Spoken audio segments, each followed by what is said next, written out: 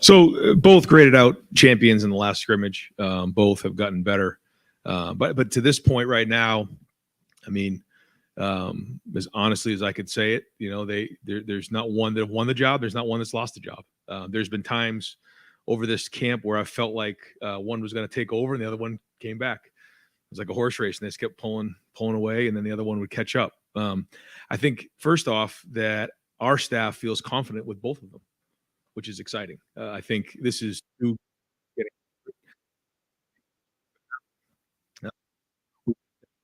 more reps than we have anybody else in the camps, any of the camps that I've been here. The two fields helped us. Having 120 days able to practice was big.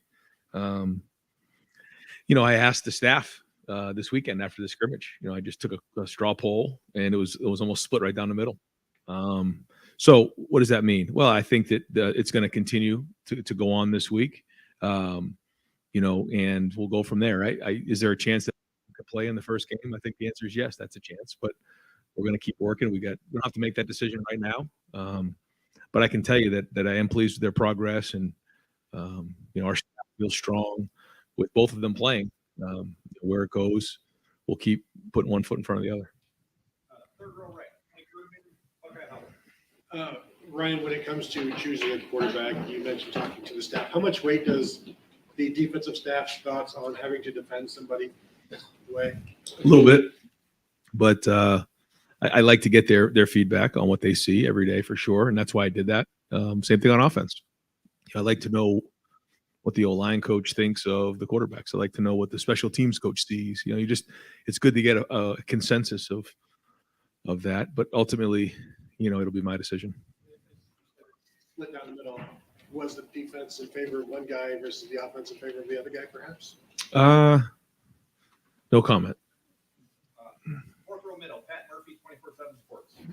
Ryan, you emphasized that you're comfortable with both, but obviously the longer this goes on, the more perception is that maybe one guy isn't. I know Dave asked you last week if you believe in the adage of two quarterbacks, you don't have one. How do you, if you do have to handle this, how do you handle it with both guys? Well, there's been situations in the past where you have the two really good quarterbacks on the roster, and these things have a way of working themselves out. Now, when? But I can't sit here and honestly say, I met with the quarterbacks, and they agreed. There's not one that's that much further ahead, but they both graded out in the scrimmage. They're both playing very well, so that's really good, and we have confidence in them. So we've talked about this before. You don't get into the game what exactly you have, and practice is good. Practice gives us a snapshot of what you're going to see in a game, but once you start getting tackled and you're in the situations and you're live, that's a whole other thing. So we'll just keep trying to figure it out one day at a time. But I've been in situations, not very many, where you don't have a quarterback, and it's like that's not a good feeling. We're going to have a quarterback, and we may have two. And if they deserve to play, they're going to play. It's on the offensive line. Have any of those position battles been settled? And what was your evaluation of how they performed on the scrimmage Saturday? I think that they've improved. I think as we head into the first game, you will see. I have to make another correction. Josh does like to be called Josh. The guys were calling him Jimmy, so it's back to Josh Simmons. So getting spun around here in circles. But Josh, you'll see Josh at left tackle, and as of right now, going into this week, he'll probably be the starter. And then Donovan is the incumbent at left guard. He's played well, and we'll plan on him being the starter. Our center, coming out of camp, Carson's a little bit ahead of Vic, but that'll keep working. For the next couple of weeks, they'll keep going at it in practice. We'll keep evaluating, but I would say that right now, and we look at that, Matt Jones is had a really good camp, probably the best football he's been playing. And then at right tackle, we'll probably start with Josh Fryer, but Luke Montgomery is going to play football this year. He's got a lot of talent. He has shown that he can compete as a freshman, and we're very excited about him. So we have some other battles still going on. Tegra's in the mix, Zen's in the mix, like I said, with Vic, Enoch's, knocking on the door. So in a situation where we felt like we were thin in the O-line, you turn around after a few months and we feel like we have some decent depth. So, nothing set in stone, but as of right now, I'd say those are the leaders in the clubhouse. Ryan, do you believe in the idea if you have two quarterbacks, you have none? That whole idea. No. Oh, I mean, if you had Aaron Rodgers and Tom Brady, you wouldn't say that. I guess because we probably don't necessarily want to have to play two quarterbacks in a game, but it's maybe reaching a point where maybe the idea is being opened up. I guess what are they doing that it's going on this long that you actually feel like both of these guys might actually play against the NFL?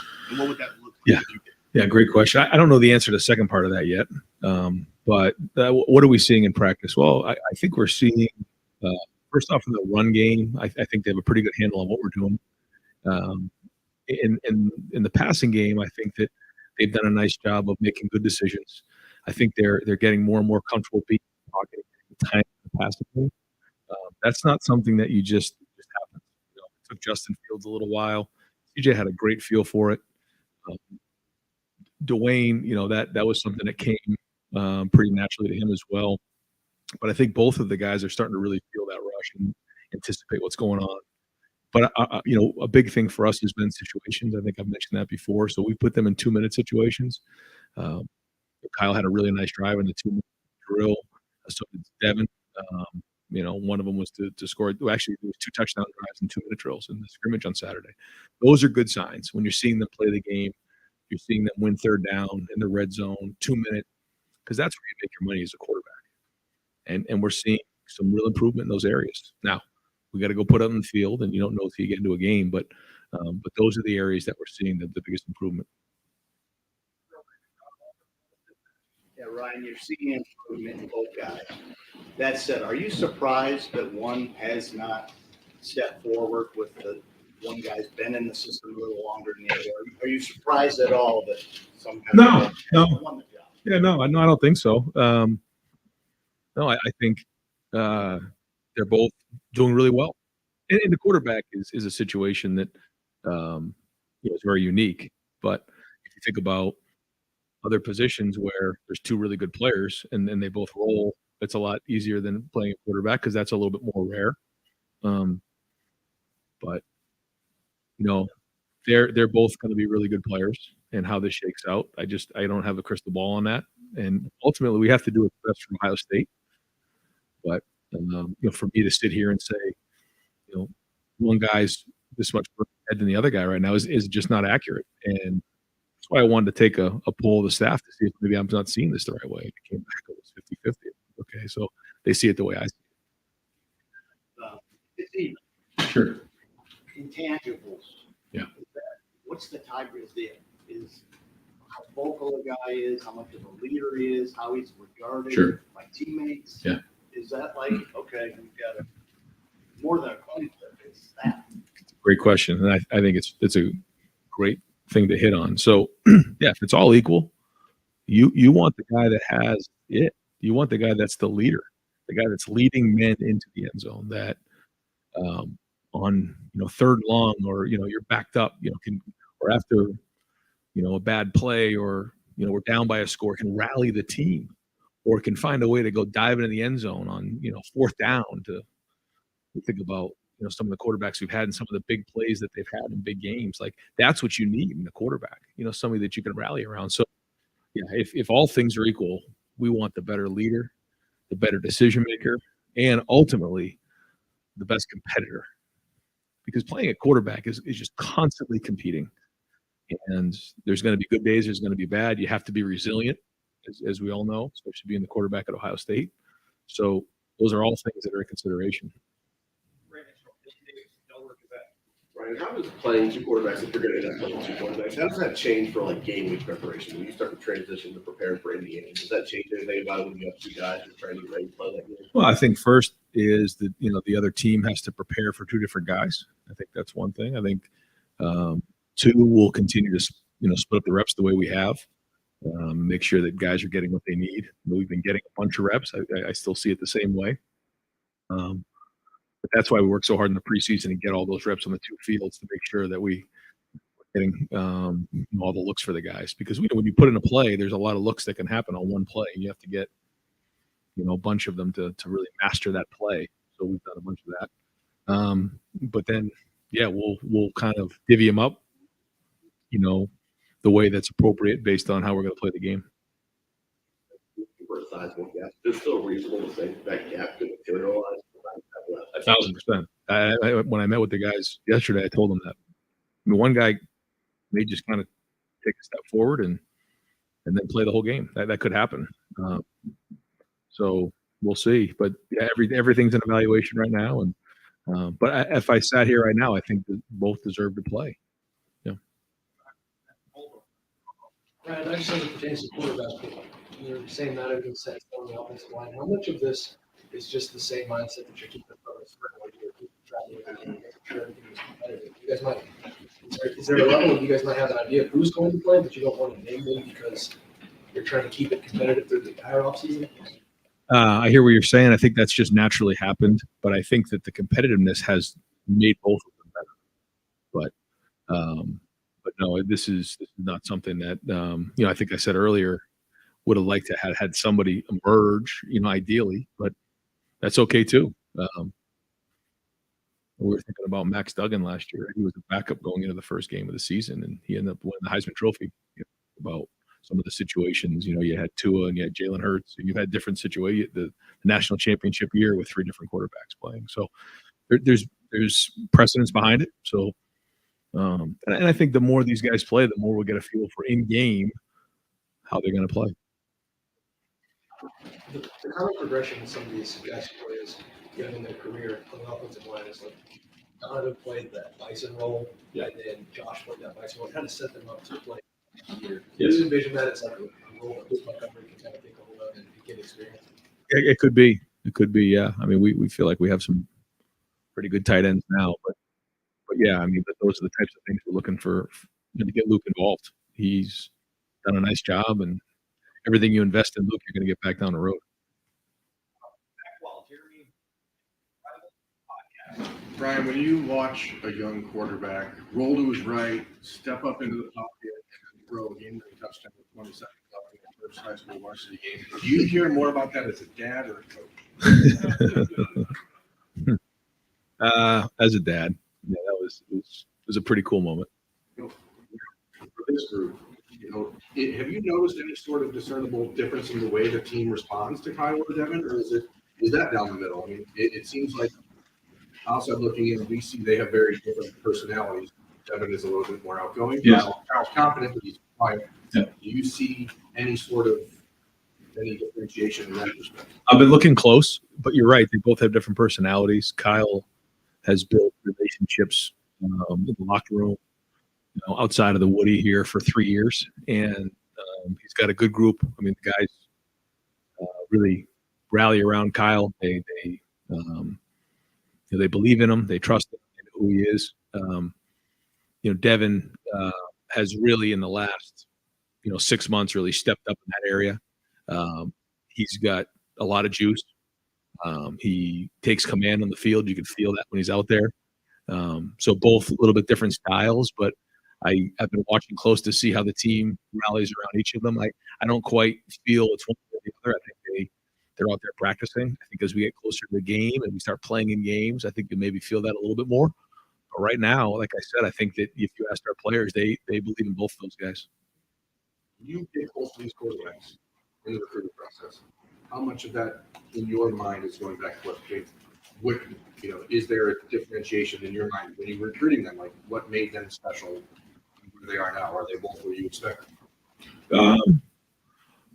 The thing we say in recruiting is that the best we can do is we're going to put you in a room with other 4- and 5-star guys and let you compete it out and find out where you go. And that there's going to be good days, there's going to be bad days, but in the end, you just got to keep coming back and being resilient, because that's a huge part of playing quarterback. Working through adversity, working through tough times. And the one thing for Kyle is, he's been here now for 3 years. He's seen it, and probably could have gone somewhere and played as a freshman or a sophomore, but he stuck in there and he's been loyal. And so I give him a lot of credit for that. When you look at Devin, who came here when that was a pretty packed quarterback room when he showed up, and he didn't shy away from that competition. So both unique stories, but that have gotten to this point right now.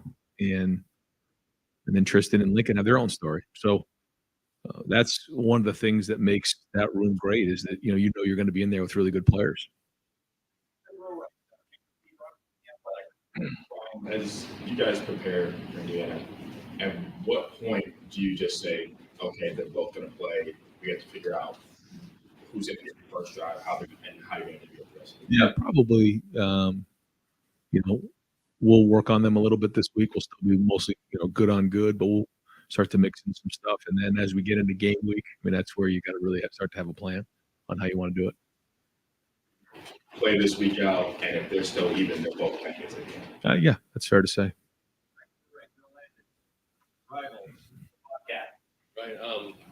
You understand the psychology of this position, having played it. Like, I'd imagine 99%, if not 100% of quarterbacks would rather be in a situation where they know they're the guy and not rotate every other snap, whatever your plan is you come up with. Sure. How is your viewpoint on maybe evolved as you've gone through this camp? Was there ever a point earlier in your career where I don't like the idea of a two quarterback system, but now that you have two, have you changed your mind at all on the feasibility of that? Not that I've changed my mind. I think this year is unique. Every year is different. Every dynamic is different. And I hear what you're saying on that, but that's where we are. And these guys are going to continue to compete, and we'll kind of see who ultimately emerges. I'd be surprised if it continues throughout the season. Once you get into the game, but it's been close. It's been back and forth, and I think, to your point, you would like to have somebody who's the quarterback to play the whole game, but for me to say, hey, this guy should just play the whole game and the other one shouldn't, that's not the right thing to do right now because they both deserve to play at this point. How much does your schedule factor into decision making? We've seen programs in the past do something like this going into a year that they maybe weren't opening with a road conference game, and whatever the public might think of Indiana, it's still a Big Ten road game. But how does that factor into ultimately what you No, if it factors in, we got to go play great football. Like we can't all of a sudden, do something because it seems like, bottom line is you have to do what's best for Ohio State to win a game, period. That's it. Because we have to be 1-0 on Saturday. That's the first goal of the season is to beat Indiana on the road. So we're going to do everything we can to win that game and make the best decision to put the guys in the right spots to be successful. And then we'll kind of build from there. All right, Clay Hall, WSYX. Coach, it seemed like some of your guys reached out in support of Sammy Sasso. Can you talk about just what that means to have that support? Yeah, well, it's a family here at Ohio State. There's a lot of athletes here, but to see something like that happen was shocking. And our prayers and thoughts are with him and his family, and certainly Coach Ryan and the whole team. Just a tough day, and so he's got a lot of people around supporting him, but just awful that he had to go through something like this, and it just it makes you think about how quickly things can end, and tough day, but certainly everybody here was affected. Back football, did you have equally tough decisions in the NFL with QBs? Or take me back to 13, 14. Not really. Usually in those type of situations, the one year I had in Philly,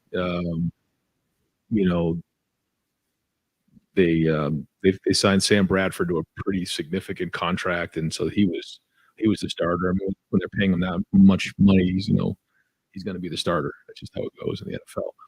The year in San Francisco was a little different. Kaepernick was coming off the year before and a little bit injured, and then Blaine Gabbert was there, so that was kind of back and forth. And Blaine started the first 6 or 7 games, and then Cap took over for the remaining half of the season. So went through it a little bit there, but NFL is a little bit different just because of the contracts signed and drafted. Are the criteria different as well when you're choosing? No, I think they're pretty similar actually. Third row, middle, Dan. Ryan, you guys had at least six captains in all of your previous seasons. You had only 3 this year. What was the rationale behind that? Yeah, when we vote, we have a leadership committee vote in February for our leadership committee, and then we re-vote after the spring season to find out who's on leadership. And then by the time we get to the captains, we've already kind of had 2 votes. Guys have been put into leadership roles. And so I felt like we had a pretty sizable leadership group. But, when we vote, we try to look at, where is there a gap? Tommy and Cade were significantly higher than everybody else. And then the third one was Xavier. And because he was Block O, because it was the 6th year, because he was the third leading vote getter, we felt like it was appropriate to name him as the third captain.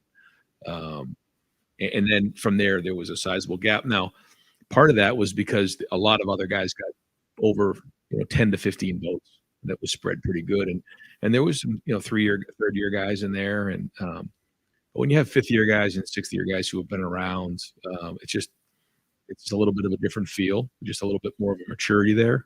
But that doesn't mean the other guys aren't going to be leaders, and we talked about that out in the field. But we just try to look at the numbers and figure out where the gap is and what's appropriate. And we felt like these 3 were the best that and I think our team did a good job of voting, because we had CJ Barnett and James Laurinaitis speak to the team about what it means to be a captain, and they hit the nail right on the head. So proud of those guys. Think it's the right group. Do you think there is a benefit to having a small group of captains? I think every team is different. It's kind of like you think about some teams where if you don't have 1, 2, or 3 guys that you feel really strongly about, then sometimes you spread it 4 or 5, and that usually is indicated by the way it's voted on. This year there was a pretty strong gap in there, and that was clear, and it worked out. 1 on offense, 1 on defense, and then Xavier is going to be a huge contributor on offense, but he's also played over 700 snaps on special teams. So you really kind of have an offense, a defense, and a special teams, and so that just worked out. I think there's a conventional wisdom that when you got 2 guys who are that even, that maybe the tie should go to the other guy, because when that guy gets all the first team reps, maybe that development would kick in, they would pull farther away. Where do you see a flaw in that logic? Do you see? No, I mean, I think. No, I wouldn't say that. I mean, I think if all things are equal, you probably go with the guy who's been in the program longer for, at least for the first snap. And you go from there. But like you said, we'll have to just keep evaluating it. There's a lot of different ways to look at it, I guess. You said that when you took that straw poll that it was almost even. So why didn't that sway it one way or the other? Because that would imply that somebody came out ahead there. Did it not jive with how you were seeing it? Or? I just wanted to get an idea of what they were thinking. Joe Newton, WCMH. With Xavier Johnson wearing the Blanco this year, what stands out to you about his journey? When you think about somebody who came in as a walk-on, earned a scholarship, had that touchdown catch in the Notre Dame game, then the next play runs down on kickoff and gets a tackle inside the 20-yard line. The touchdown against Georgia. He played running back for us, had that long run against Indiana. He's played over 700 snaps on special teams here. And we say that when you play on special teams, you become a better football player. You're learning how to play every time Coach Fleming is in here at a special teams meeting. Guys in there are learning about football, how to play football position, how to strike at the point of it, how to avoid contact, how to make contact. Xavier Johnson is the ultimate example of that. We had Nate come by practice today. You just watch him practice, and this guy who played in the NFL for 10 years on special teams and made a career. He didn't even play high school football, and so it's just a great example. Nate and now Xavier, of guys who are self-made. They had a certain level of talent, but they acquired discipline and so much skill in their life that they've had success. And to get Xavier to come back this year, he's going to be a big part of our team.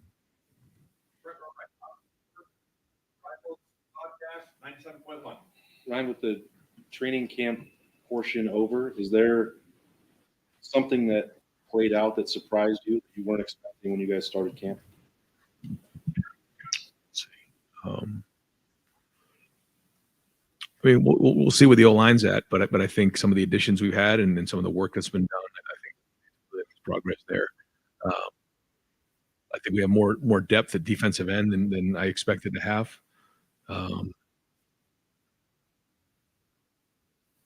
That's probably the biggest takeaways overall. I will say that Carnell Tate continues to impress. To go through what he's been through this month, and then just to continue to show up every day and play the way he's playing. You're talking about someone who not only has talent but has maturity at a high level. I've been very impressed with Carnell. I think that the other thing that's noticeable is when you come out to practice, you see the defense getting their hands on more balls overall. I think they're challenging more aggressive, a little bit older, and a lot more length. Just if you watch our defense go out there, you just look at that defense. That's got a lot more length and size than maybe we've had in the past.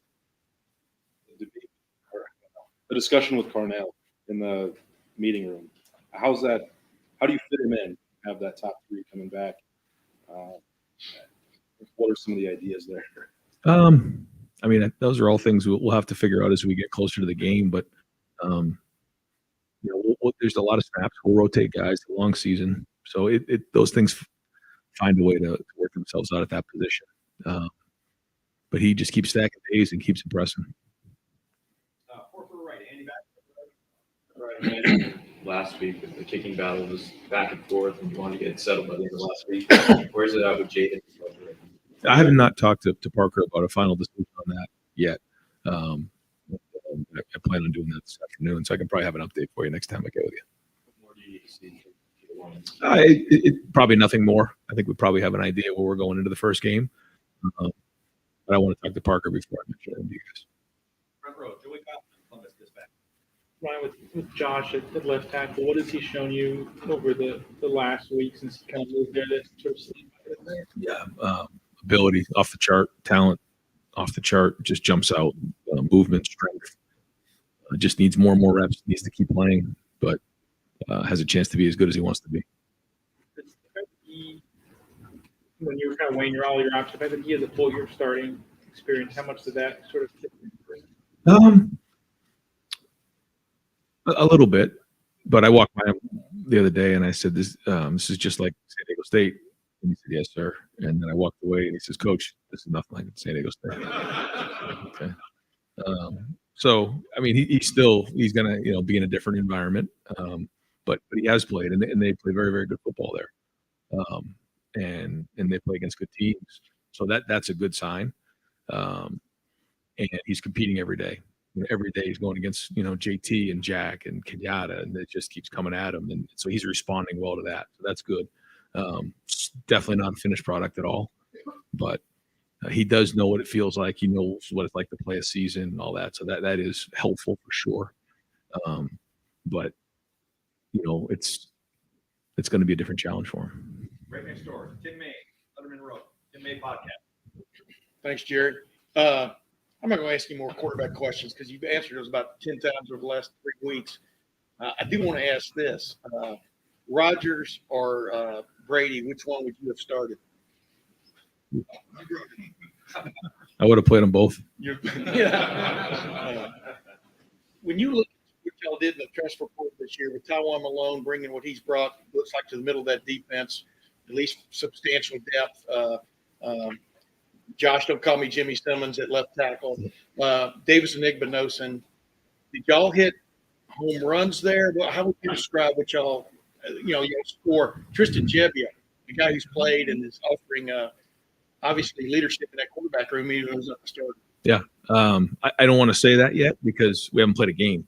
But I'll tell you, I've been very excited about what you just talked. So all those guys, excellent. Just I think we did a nice job not only evaluating but also identifying the right fit. And the guys that you mentioned, the roles they've taken on, I'm excited to see all of them. But you're right. I don't want to say because we haven't played anything. How am I going to say anything? But it's been very encouraging. Jump out you. All those guys have played. Yep. You know what I mean? They're not. You're not bringing along neophytes. That's right. Yeah, and like Davidson, He played at Ole Miss. He's playing in the SEC. He's playing against real teams every week. Taiwan has played in those games. Now he's really diving into football now. He's all in on football. So I think his best football is ahead of him. But you're right. These are not guys that are coming out of high school. They've actually played in games. You talked about Cardinals a minute ago. Noah Rogers lost his black stripe and stuff. How pleased are you with that group? I mean, that young group of receivers. That's an obvious kind of an obtuse question, but yeah, excited about them. I think that they hit the third week of preseason camp a little bit as a group, but Brandon Ennis, I believe he got his black stripe off today. That was exciting to see him because he had a nice scrimmage. He's a football player. I think we all wish he was here in January, but that's okay. He's doing a great job. He had to come in the summer and kind of figure all that out, and so he will. And he's got a pretty crowded room in there that he's got to work through. But he's trying to get in on special teams, returner, and those type of things. So Bryson and Noah are working hard, and obviously Knowles there. So very encouraged with them. I like their work ethic. I like where they're at. They're still freshmen. They're still working through all that, but it's been mostly positive. An era though, because you're talking about receivers coming in who are almost complete. I'm not saying they don't have that to work on, but it's interesting. The receivers, the top level receivers are coming out in college football now, isn't it? To you, Ryan? Well, they're more. They play more 7-on-7, so they know how to run routes more. They know how to deal with man-to-man. They know how to recognize zone.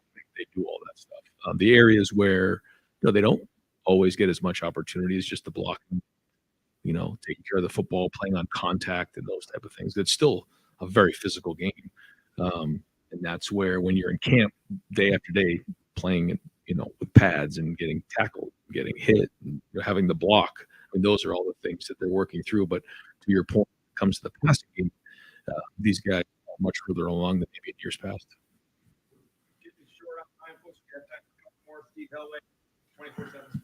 Hey, Coach. Secondary last year gave up some plays there the last couple of games. We have worked out for this year.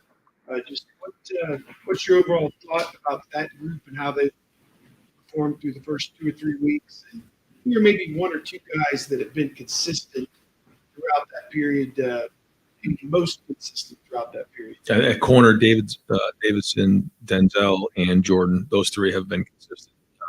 Lorenzo's learned the position, but he's very competitive and getting after it. Jermaine Matthews has flashed. The young guys, the Calvin, I think I'm missing the Jair, Brian Turner. I mean, those guys have all played. But I think when you look at probably Denzel, Jordan, Davidson, those guys have probably been the most consistent this camp. It's safe. Lathan and Brock Malik has done a really good job stepping up. You're going to see him play a lot this season. Right? Jihad's going to be in the mix for sure and play. And then obviously Cam and Sonny, have done well. Cam's missed some time recently, but we'll get him back in there soon. And got him back out there today, I think. So, no, they're like you said, we have more depth than we've had in the past, more length. I will ask you a quarterback question. Sorry, Tim. How much do you weigh floor versus ceiling? That you know that if you start this player, you'll get this at the start, but maybe another guy's got more time. Maybe it's the same guy's got both. Right. But and especially considering not to slight the first three opponents, but you can maybe to it where you play Notre Dame. Yeah, I think that plays into it. Yeah, I think you want to figure out who has the highest ceiling, who can develop more. I think that does play into the consideration, but at the same time, you're not going to do that at the risk of losing games. How are you handling it? How are the quarterbacks handling this? I'm sure they would love to have had a decision, and I'm sure you would like to have had this. Yeah, it's college football. Every year has a different story. Every year has a different challenge, and work through. I know in my heart this thing's going to work itself out. But I'm proud of the way the guys are competing. I am. I mean, if I felt any other way, I'd say it. But now they're going to have to go, keep pushing through and competing. And if it goes into the season, it goes into the season. You feel like team overall now versus at the start of camp? Yeah, I mean, we'll see. We got to go play football, but I think I mentioned to you before that I feel like this is a more veteran team. You know, how do you know? You're just more consistent every day. You know what to expect. Tommy Eichenberg, just how many times has he seen counter now in his career? You know, he can call it out before it even happens. He looks at the guard and he starts yelling counter. You know, like that's just it has a different feel to it. So excited to get on the field. Looking forward to kicking off this first game and we'll see what we got. And then the journey begins. It's a long road all the way to the end of the season. But our first goal this year is to be in Indiana. The second one is to win all the other games leading up to the rivalry game. And then we're going to go from there. Ryan, sometimes you have a quarterback competition, sometimes you don't. Based on the level of play that you've seen from quarterbacks, if one of them wasn't here and you were getting ready and the other one was going to be the quarterback, how would you feel about that quarterback if he wasn't in a competition? No, I feel good. Feel good that we have a good quarterback that we're going to develop and continue to build on. And that's what I'm saying. I think that we have confidence that these guys can go in and play at a high level. Now, how high? The expectations are pretty high around here, and I think that's where we're not sure. But yeah, I would say that we feel good with both of them right now. So if you're in a place where, based on their level of play, you feel good with both of them, then it really is sort of the process of how you make this decision, how they play. What do you have to do so that process doesn't go wrong? You know what I mean? Well, hey, we have two good quarterbacks, but somebody got in his own head because he was in competition. Like, what is there any not fear, but is that something to think about? I guess, but ultimately it's going to come down to how well they play. I mean, you guys see them play here, maybe two, maybe one. We'll see. But in the first game, and we'll start to evaluate that, and we'll see. Ultimately, it's going to come down to how well they play, and then it's going to kind of go from there. And I mean, will I be surprised if we get into week 6 and both of them are playing exactly? I guess they could be, but usually when you start getting in the game, you start to see somebody pull away. And I thought maybe that would have happened by now, but it's neck and neck. There was a point twice in camp where I thought one was pulling away from the other, and then 2 practices went by, and the other one really played well, and the other one kind of leveled off. And I would let them know too, right then and there. I'd say you were pulling away, and he just kind of took over a little bit. And so one thing's for sure is they can't take a down off. They can't take a play off, and they're pushing each other. And that's good. I kind of use that racehorse analogy. I mean, they're running down the stretch against each other, and one pulls away, the other one goes. I mean, they're going hard. So, the bottom line is, that finish line isn't, right now. We're going to keep going and keep running, and give them the opportunity, and we'll just keep evaluating. Coach, thank you very much. Thanks, guys. Yep.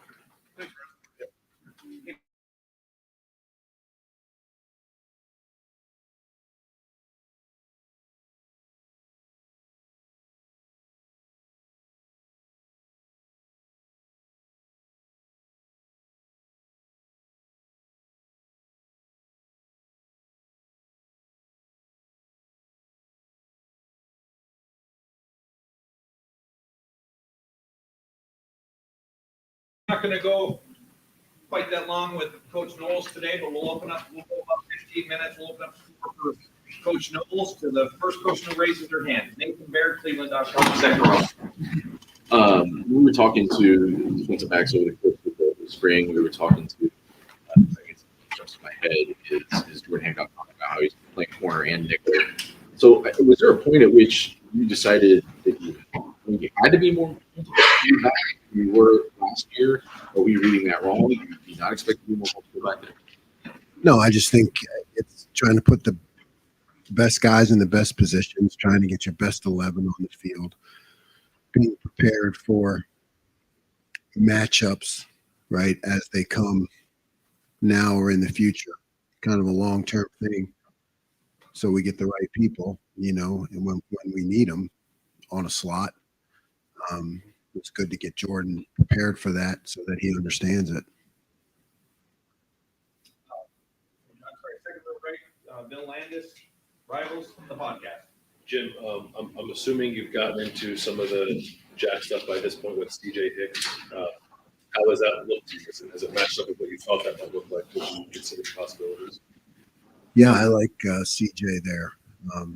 Mitchell Melton too. Both those guys have been active and understanding of the system and making a lot of plays. There's some freedom that goes with it, and I think there's a future for both of them. What percentage of the time you'd like to use that with your defense? That's private information. Yeah, gotta keep that. There's spies listening. Third row right, Dan Holt. Jim, have Sonny and Jihad kind of solidified themselves as starting safeties at this point, or are you still working your way through that? Sonny has. Sonny is he's definitely a guy we're going to have on the field as much as we can. He can match up, to both 11 and 12 personnel. When people bring in tight ends, he gives us a lot more versatility. Jihad's doing well. Been banged up a little bit. In that high safety area, you're looking at Lathan for sure. He's had a great camp, great spring. And you're looking at Proctor and Malik and Jihad. Really those three are fighting it out for that other position. And between the three of them, they'll play there and also back up Lathan. Yeah. But there's very much a competition still going on for that other spot. Third row right, Buckeye Knowles. Malik Hartford has a possibility, true freshman, free safety. What kind of concerns has, I guess, maybe alleviated over camp, and what kind of concerns would that give you? It's day to day, but you feel Malik's presence on the field. And when you're talking about DBs, right? We all want to feel presence on the field, including you fans. You want to feel it, and Malik is a guy who is going to show up around the ball. He's very smart. Yeah, of course you worry about freshman mistakes, and back there a mistake is costly. So it's our job to judge his progress. He's on that path. He's on that path, and we just got to keep fine tuning it. Third row left, Andy Andrews, 11. Yes. How have you seen the defensive line progress throughout camp? What's been the level of pressure? How does it maybe tie in with some of the, we talk about the secondary team working over balls. How have they been playing complementary coverage versus right? I say coverage and rush, and the whole defense says working together. It's hand in hand. Our rushmen have had a great camp. We have 4 ends there that I think are as good as anyone in the country. I think the depth there is fantastic. I think you have elite players. You have potentially elite players. JT Kenyatta. Caden Curry is just a guy who's going to show up and make plays. So you got 4 really good ends, and I feel like the rush has been strong. We've certainly, we've felt it. We felt it and seen it during camp. Front row middle, Bill Rabino, Thomas Dispatch. Obviously, the big issue at the end of last year was they get big plays. What progress have you seen in that area? And I've seen progress. I've seen a conscientious effort on all of our parts to make sure that we fix whatever mistakes happen, learn from those and get better. And I've seen myself develop in terms of coverages and defenses that keep the ball more in front and inside, and a development of myself. I mean, that's how I think a coach grows. You can't be stuck in your ways, and so I've done that, looked at everything. So we've added to the package or called some things more that put us in a better position to prevent those. said what you said about the defensive ends. I know you got a linebacker. You feel good about the secondary. Defensive tackles are good. What questions do you have about this defense, or just a matter of doing what you think they can do? Yeah, I want to make sure that we solidify that other safety position, like between Proctor and Malik and Jihad. I think battle is still out there, so I want to make sure we solidify that. Our corner development has been great. Davison has been one of the best cover guys in camp. I mean, I think our receivers would say that. So between him and Jordan and Denzel, I see a ton of growth there. We're always concerned about depth inside, at defensive tackle, because those guys just get beat up. It's a hard position. But Mike Hall can be elite. Stay healthy. He's talented. Plays hard. Ty. So Tyleek's been a little banged up. So you see waves during camp at the defensive tackle position where it can become thin quickly. One of the young guys I think has had a really good camp is Hero Canoe. I mean, he has showed up, so I think he's going to add to our depth there. Coach, I'm curious. Ryan says the QBs are equal. So in practice, you guys scheme against both of them. Is there anything different between them? Like when Kyle's in, what do you change versus when Devin's in? No comment. Next. Yeah, I know it's a good question, but I can't participate. So yeah, okay, go ahead. What growth have you seen from Jack Sawyer putting his hand back in the? Yeah, last 2 days actually, Jack just put him in a Silver Bowl of the day. Last 2 days, he's really I felt like he was at a high level during camp, and then 2 days he just kind of vaulted himself into being a dominant guy. So a lot of growth. I think that's been a good to just have him concentrate on that. Fourth to the right, Spencer Holbrook, let him enroll. At the beginning of the offseason, it was JT and Jack as the two mainstays of defensive end. When did it? Spring, spring really. I mean, Kenyatta showed up. He's got a great first step. He jumps off the video. It's just you can't deny that he's out there making plays and making life difficult for the offense. A guy that compare whether you want to go with Jack or with JT or just get him in space. You have to reconsider whether you guys want to use the Jack position as much because you have that athleticism from the true defensive end, and how does that go into whether you actually want it? Sure, it goes into it. Absolutely. You want to get the best players on the field in the best situations. It's never about what I know or it's about what's best, and I think that's a real thing. We got some talent there, so we got to feature those guys. And a lot of times the best way to feature them is just let them put their hand down and go, Back home, Jeremy Birmingham, the podcast. Jim, you mentioned Jack and the leap he's made being able to be in one spot. When you talk about a guy like Trudell, who's really struggled with injury, but then moving back and forth position-wise, how important has it been for him this fall? And have you found yourself thinking maybe he should stay hand in the ground at defensive end as well, because he's moving up that rank, and then you have a guy like CJ Hicks who maybe is more built for the bullet or the Jack as we have always sort of had. Yep, I think that's a real consideration. Mitch has grown a lot at just the defensive end position. So taking him into that role, you have to have consideration for what does that take away from him as Jack. But he's really smart. Mitch is very smart, very level-headed. But I've seen a lot of progress out of him at defensive end. So that's how you have to kind of look at it player by player and day by day.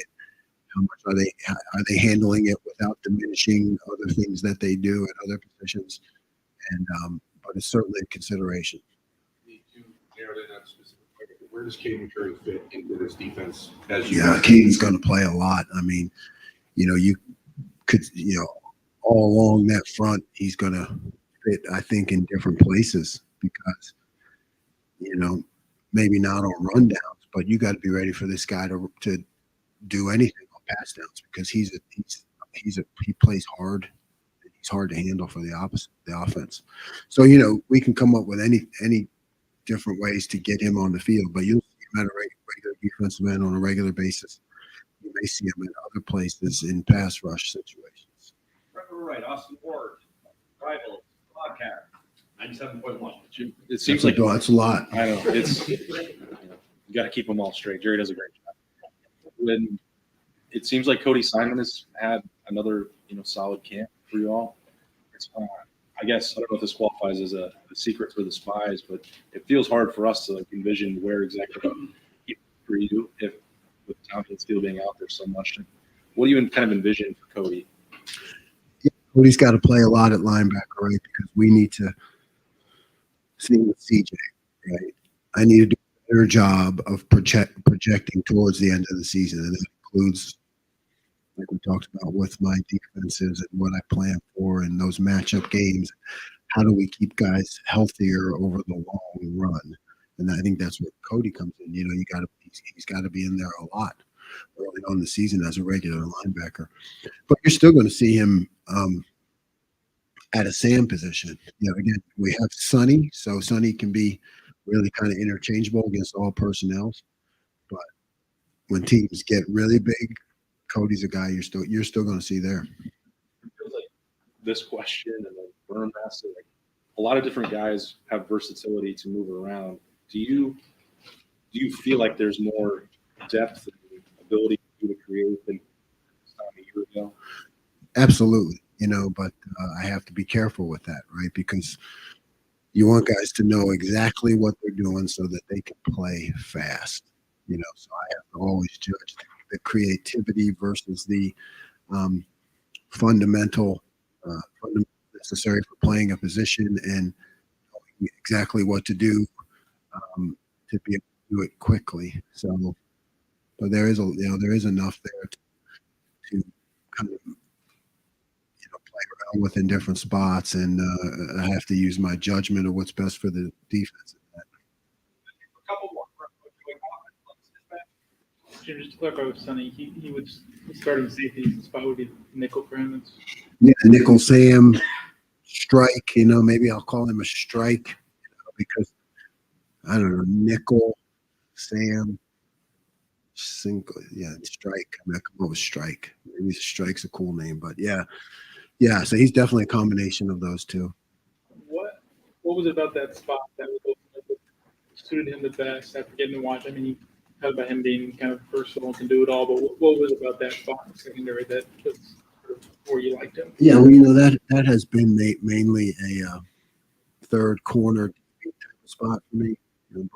Tanner came here from Oklahoma State, and then you get into a lot of situations where there's still a tight end, in that matchup there, and not a slot, and then you kind of just trying to hold up with a nickel.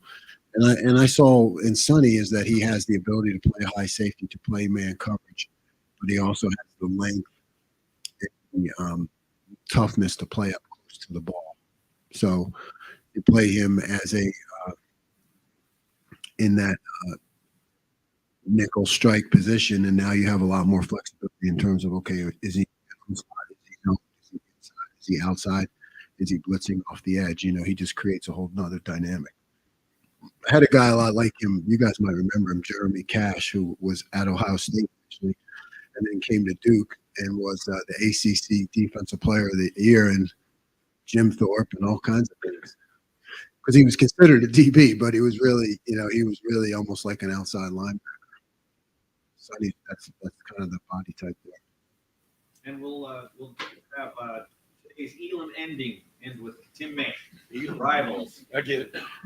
Tim May podcast. If you had voted for Tommy Eichenberg as captain, if you were a player instead of a coach or something, why would you have voted Tommy Eichenberg captain for this team for a second straight year? because I want a guy who, no matter what happens, no matter what the situation, when you get into that fog, that happens out there when maybe you hit a little adversity. I want a guy who's never going to flinch. I want someone who's going to lead, not so much through his words, but just by being a stalwart for the program. He's going to be there. He's going to be on the front line. He's going to be, diagnosing things. He's going to be figuring it out if something goes wrong. He's never going to point fingers. He's always going to look at his own deficiencies or plays that didn't go right. He's always going to be hard on himself. He's just that dude. Can you, I asked Ryan about this a minute ago, but do you feel like y'all, I don't know, the season hasn't started yet, but you now have got a preseason camp under your belts. Do you feel like y'all hit a home run in the transfer portal based on the guys you've got, Jihad, Taiwan Malone, and Igbinosun? How would you describe what they have brought, I guess, to the program? Yeah. I mean, I don't think we could have done better. So we definitely consider it a success. Number one, because all three guys, they're team guys, good culture. None of them came in saying me, and what am I going to get? And you throw them in right away at Ohio State.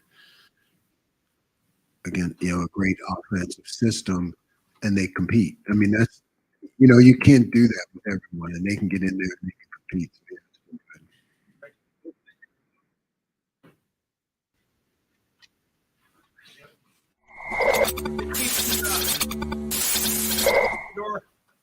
Still about 1:15. I think